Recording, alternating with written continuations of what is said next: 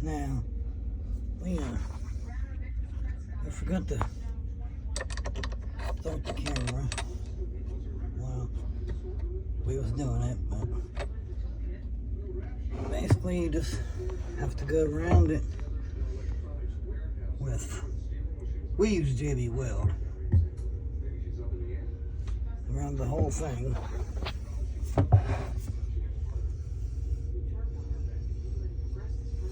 There was quite a few holes in it, but little pinholes. This is just a temporary fix.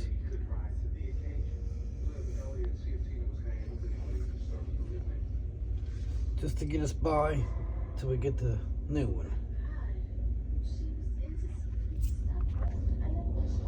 Alright, well, then we'll put it all back together after it dries, hook it all back up.